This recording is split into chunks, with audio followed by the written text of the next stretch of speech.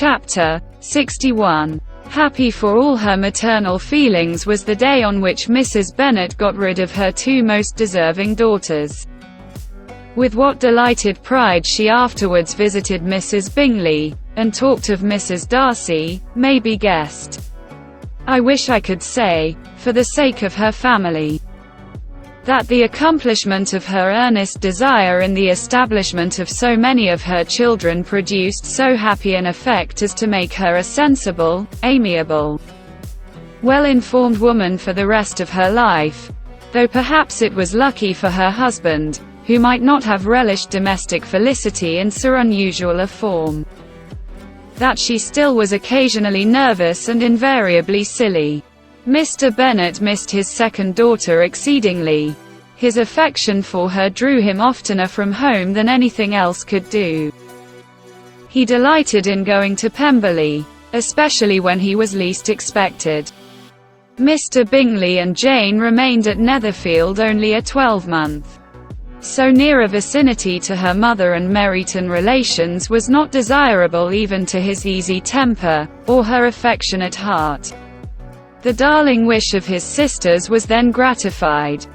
He bought an estate in a neighbouring county to Derbyshire, and Jane and Elizabeth, in addition to every other source of happiness, were within 30 miles of each other. Kitty, to her very material advantage, spent the chief of her time with her two elder sisters. In society so superior to what she had generally known, her improvement was great.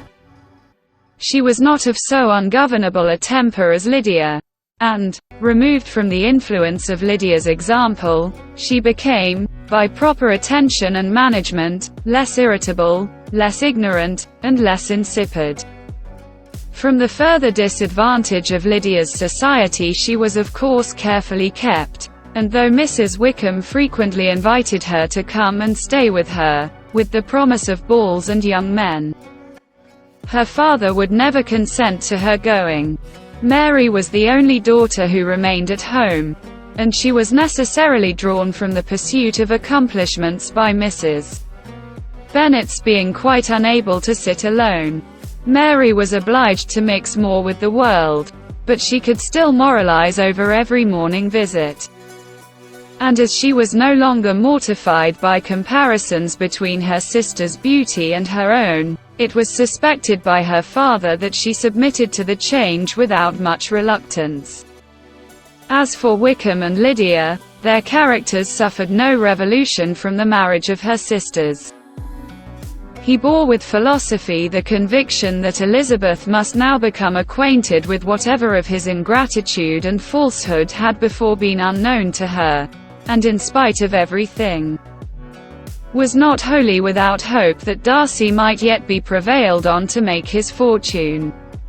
The congratulatory letter which Elizabeth received from Lydia on her marriage, explained to her that, by his wife at least, if not by himself, such a hope was cherished. The letter was to this effect: "My dear Lizzie, I wish you joy. If you love Mr. Darcy half as well as I do my dear Wickham, you must be very happy. It is a great comfort to have you so rich, and when you have nothing else to do, I hope you will think of us. I am sure Wickham would like a place at court very much, and I do not think we shall have quite money enough to live upon without some help. Any place would do, of about 300 or 400 a year. But however, do not speak to Mr. Darcy about it. If you had rather not. Yours, etc." As it happened that Elizabeth had much rather not, she endeavoured in her answer to put an end to every entreaty and expectation of the kind. Such relief, however, as it was in her power to afford, by the practice of what might be called economy in her own private expenses, she frequently sent them. It had always been evident to her that such an income as theirs, under the direction of two persons so extravagant in their wants, and heedless of the future, must be very insufficient to their support, and whenever they changed their quarters, either Jane or herself was sure of being applied to for some little assistance towards discharging their bills. Their manner of living, even when the restoration of peace dismissed him to a home, was unsettled in the extreme. They were always moving from place to place in quest of a cheap situation, and always spending more than they ought. His affection for her soon sunk into indifference. Hers lasted a little longer, and in spite of her youth and her manners, she retained all the claims to reputation which her marriage had given her. Though Darcy could never receive him at Pemberley, yet, for Elizabeth's sake, he assisted him further in his profession.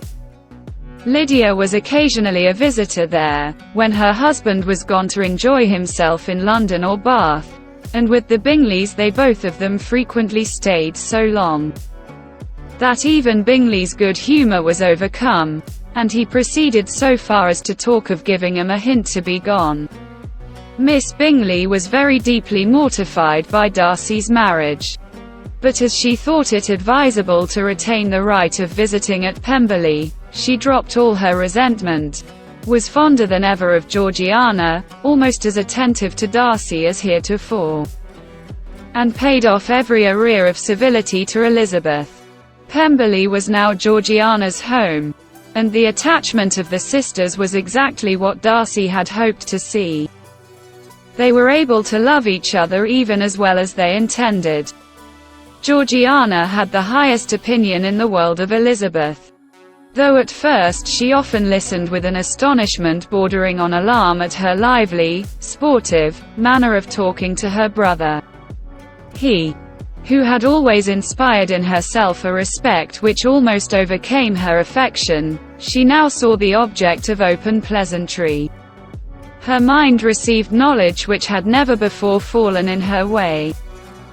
By Elizabeth's instructions, she began to comprehend that a woman may take liberties with her husband which a brother will not always allow in a sister more than 10 years younger than himself.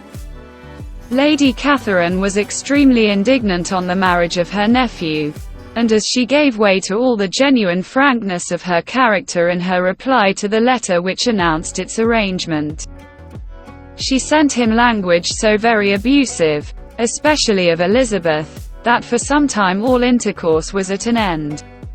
But at length, by Elizabeth's persuasion, he was prevailed on to overlook the offence and seek a reconciliation, and, after a little further resistance on the part of his aunt, her resentment gave way, either to her affection for him, or her curiosity to see how his wife conducted herself, and she condescended to wait on him at Pemberley, in spite of that pollution which its woods had received, not merely from the presence of such a mistress, but the visits of her uncle and aunt from the city. With the Gardiners, they were always on the most intimate terms. Darcy, as well as Elizabeth, really loved them, and they were both ever sensible of the warmest gratitude towards the persons who, by bringing her into Derbyshire, had been the means of uniting them.